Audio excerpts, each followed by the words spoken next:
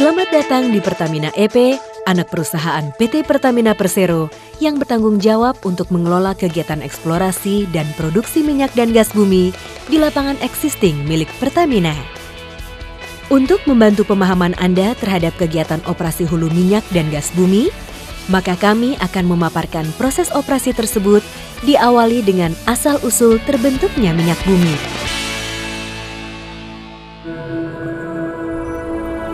Kita bisa mulai dari saat terbentuknya tata surya yang terjadi sekitar 5 miliar tahun yang lalu. Menurut teori Kahn dan Laplace, tata surya kita awalnya masih berupa debu angkasa yang memilin atau berputar pada porosnya. Perputaran ini mengakibatkan lama-kelamaan debu angkasa ini menggumpal dan mendingin. Bagian poros putaran ini membentuk matahari, sementara bagian terluarnya membentuk planet.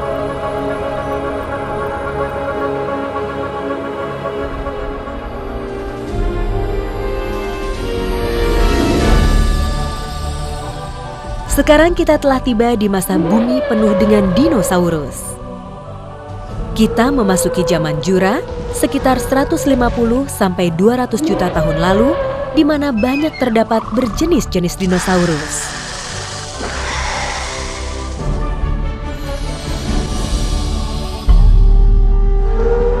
Ada beberapa teori bagaimana dinosaurus punah. Yang terkenal adalah karena adanya meteor yang menghantam bumi sekitar 65 juta tahun yang lalu. Sedemikian besar meteor itu sehingga hantamannya menyebabkan debu-debu di bumi berhamburan ke udara sehingga menutup sinar matahari. Akibatnya, tanaman banyak yang mati, yang juga pada akhirnya menyebabkan kematian dinosaurus, baik yang pemakan tumbuhan maupun pemakan hewan. Dengan demikian, berakhirlah riwayat dinosaurus. Kini mari kita dalami kaitan antara dinosaurus dengan minyak bumi. Dinosaurus dan makhluk hidup lainnya tertimbun di bawah lapisan tanah. Karena mendapat tekanan dan panas yang sangat tinggi di bawah permukaan bumi dan dalam waktu yang lama, jasad organisme tersebut perlahan-lahan berubah menjadi hidrokarbon atau lebih dikenal orang dengan sebutan minyak dan gas. Kemudian, migas ini perlahan-lahan akan terkumpul pada lapisan sedimen berpori, umumnya batu gamping dan batu pasir yang dikenal sebagai reservoir rock. Gerakan bawah permukaan bumi menyebabkan terjadinya patahan atau lipatan lapisan tanah sehingga hidrokarbon dapat terjebak di antara lapisan batuan yang tidak tembus. Lapisan inilah yang dicari oleh para ahli kebumian atau geologi yang nantinya akan melakukan kegiatan eksplorasi dan pemboran.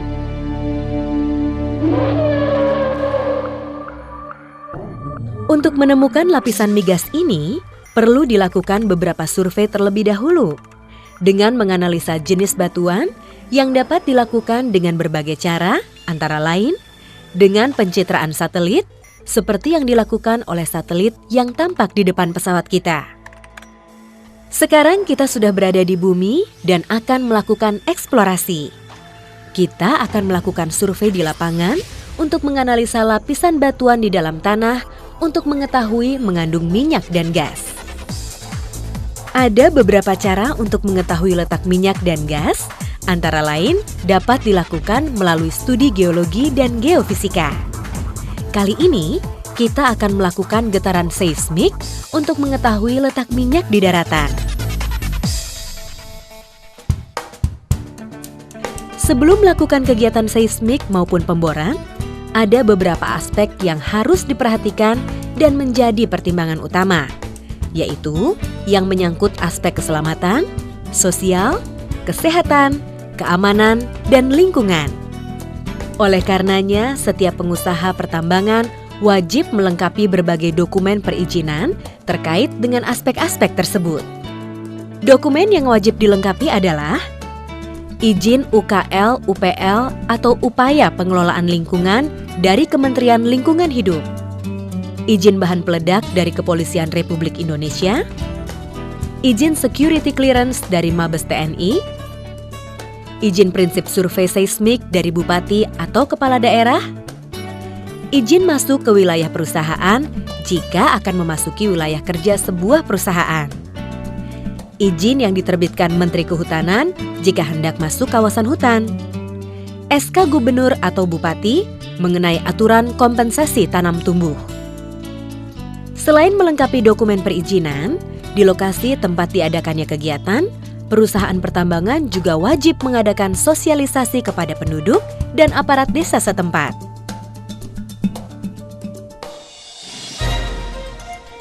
Ada beberapa cara untuk mengetahui letak hidrokarbon atau minyak dan gas bumi, antara lain dapat dilakukan melalui studi geologi dan geofisika. Kali ini, kita akan melakukan getaran seismik untuk mengetahui letak minyak di daratan. Untuk mencari lapisan tanah yang mengandung minyak, dengan menembakkan getaran seismik dari sejumlah sumber getar yang disusun berderet memanjang. Sumber-sumber getar tersebut masing-masing ditanam pada kedalaman 30 meter di bawah permukaan tanah. Getaran-getaran yang dikirimkan oleh sejumlah sumber getaran tersebut lalu menembus batuan di bawah permukaan tanah. Pantulan getaran itu akan ditangkap oleh penangkap getaran yang disebut geofon. Dari situ akan diperoleh gambaran bawah permukaan tanah. Selain di darat, proses pengiriman getaran seismik juga dilakukan di laut. Sumber getar diletakkan memanjang berjajar di atas permukaan laut, kemudian diikuti dengan penerima getar atau hydrophone.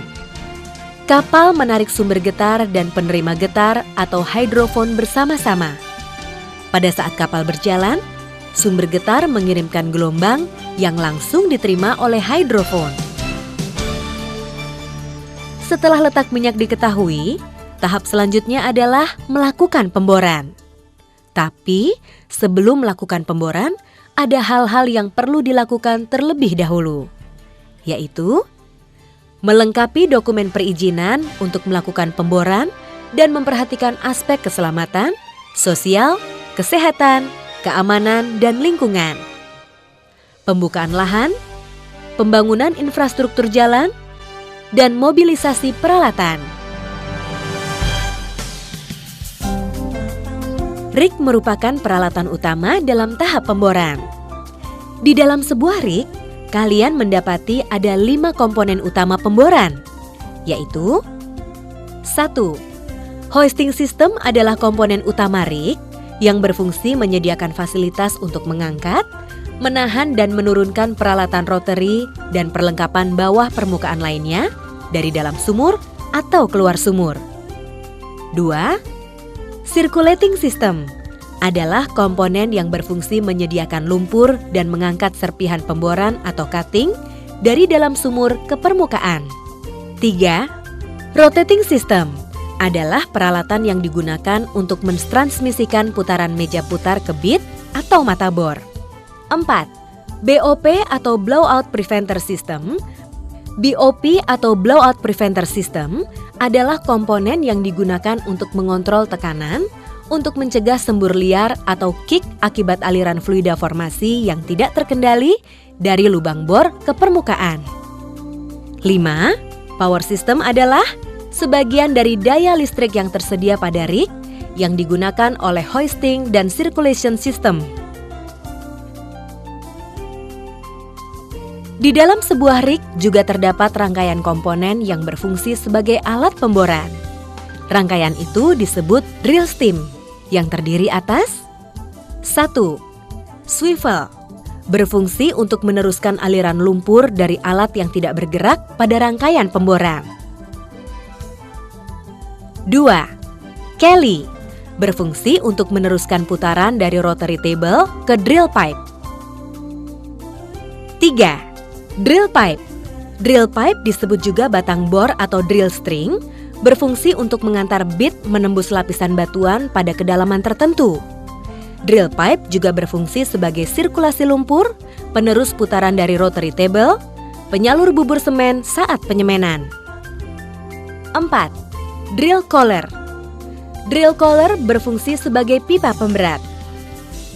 5. Bit. Bit disebut juga pahat atau mata bor. Bit inilah yang menembus batuan formasi dalam membuat lubang. Mata bor atau bit merupakan komponen utama di dalam rangkaian drill system.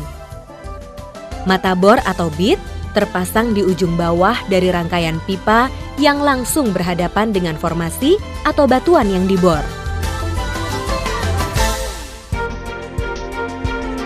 Setelah tanah dibor, perlu diketahui dengan persis jenis dan kondisi batuan yang ada di lubang sumur. Oleh sebab itu, perlu dilakukan apa yang disebut dengan tindakan logging. Logging adalah teknik untuk mengambil data-data dari formasi dan lubang sumur dengan menggunakan instrumen khusus, yaitu logging tool. Logging tool diturunkan ke dalam sumur dan akan mengirim sinyal ke dinding sumur. Pantulan sinyal kemudian ditangkap oleh sensor penerima, lalu dikonversi menjadi data digital. Data tersebut lalu diolah oleh komputer menjadi berbagai macam grafik dan tabulasi yang dinamakan log. Kemudian diinterpretasikan dan dievaluasi oleh para ahli geologi dan geofisika. Setelah itu, tahapan selanjutnya adalah pemasangan casing atau selubung yang umumnya berfungsi untuk memisahkan dan mengisolasi beberapa formasi untuk meminimalkan problem pemboran, menjaga kestabilan lubang sumur. Proses selanjutnya yang tak kalah penting dalam proses pemboran adalah penyemenan. Penyemenan atau cementing bertujuan untuk melekatkan casing pada dinding lubang sumur, melindungi casing dari fluida formasi yang bersifat korosif, dan untuk memisahkan zona yang satu terhadap zona yang lain di belakang casing. Setelah penyemenan, selanjutnya adalah perforasi, yaitu proses pelubangan dinding sumur sehingga sumur dapat terhubung dengan formasi. Di lubang formasi inilah minyak atau gas bumi dapat mengalir.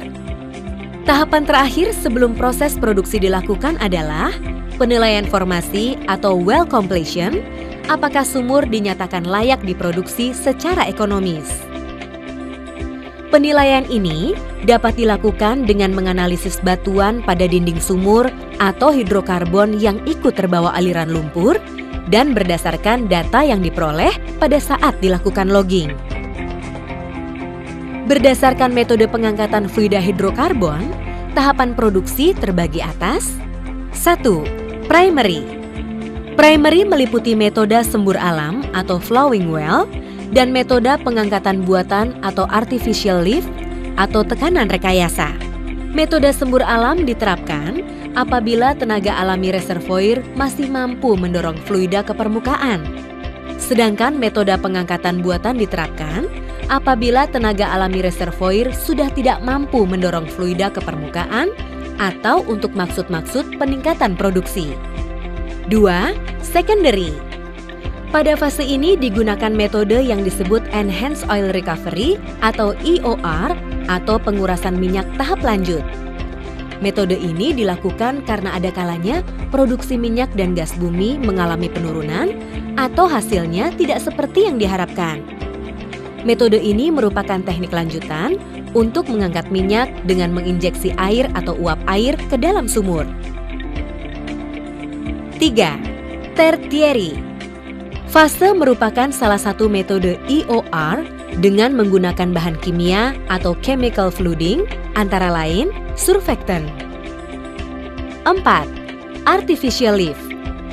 Adalah metode untuk mengangkat minyak bumi karena tekanan reservoirnya tidak cukup tinggi untuk mendorong minyak sampai ke atas. Artificial lift dilakukan dengan bantuan 3 jenis peralatan, yaitu 1. Electrical Submersible Pump atau ESP. Electrical Submersible Pump merupakan pompa listrik yang ditanam di dalam sumur. 2. Gas Lift Unit. Gas lift unit pada prinsipnya adalah mencampurkan gas ke dalam sistem fluida agar berat minyak jadi lebih ringan sehingga mendapat daya dorong ke atas dan mengalir sampai ke permukaan. 3. Hydraulic Pump Unit. Hydraulic Pump Unit adalah pengangkatan fluida dengan dibantu oleh fluida yang lain. 4. Sucker Rod Pump Unit. Sakrut Pump Unit adalah pompa akal mekanikal yang dipasang di permukaan yang umum disebut sakrut pumping atau juga beam pump. Menggunakan prinsip katup searah atau check valve, pompa ini akan mengangkat fluida formasi ke permukaan.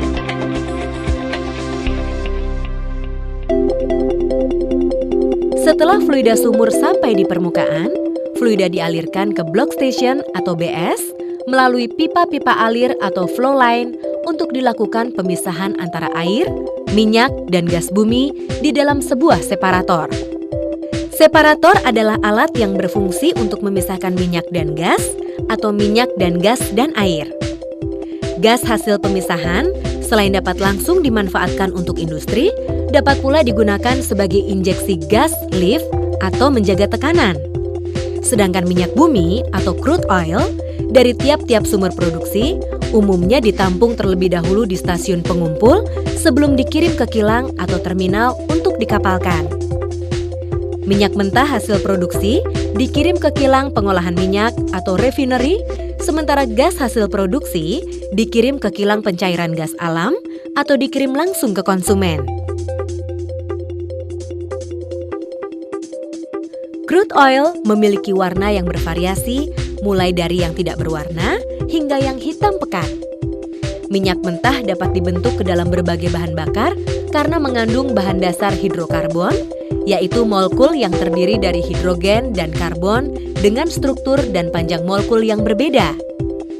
Proses pemisahan molekul-molekul tersebut disebut pemurnian atau penghilangan. Proses pemurnian tersebut dilakukan di kilang-kilang milik Pertamina dan sudah termasuk pada industri minyak dan gas bumi sektor hilir.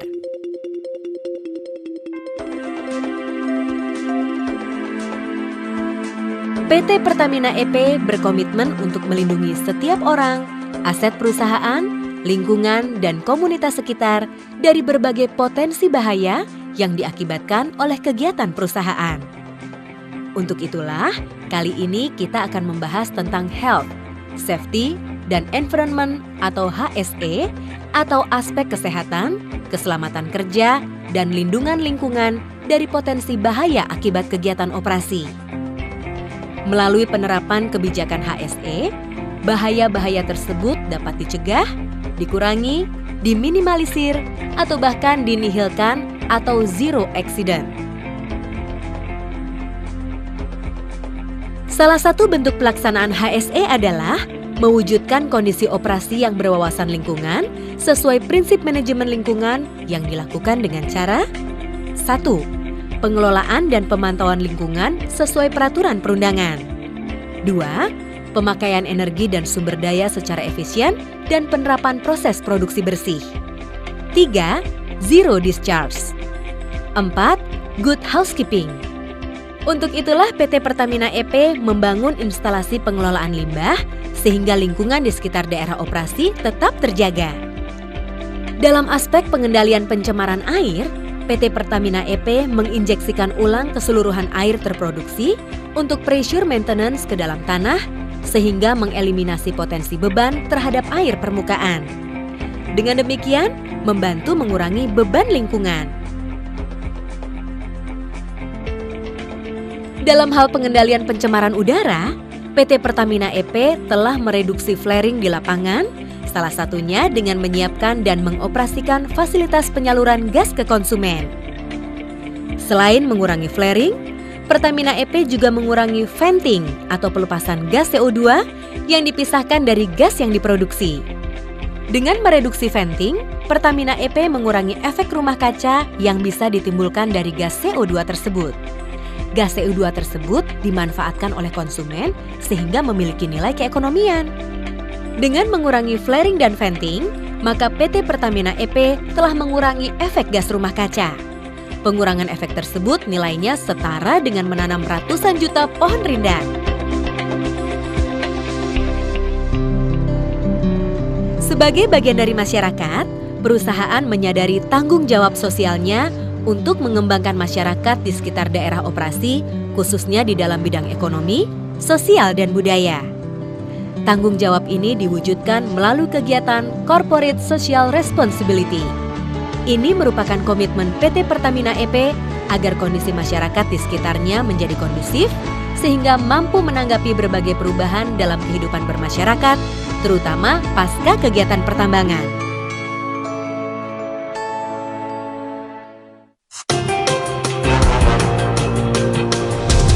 Melalui penerapan Field Process Excellence dan HSE Excellence, Pertamina EP bertekad mengedepankan bisnis perusahaan yang selaras dengan kepentingan para stakeholder guna meningkatkan daya saing dan citra perusahaan menuju operator berkelas dunia pada tahun 2014. Demikianlah proses bisnis dunia minyak dan gas di sektor hulu yang meliputi eksplorasi dan produksi. Semoga dengan pemaparan ini, Anda bisa memperoleh manfaat dan informasi yang dibutuhkan.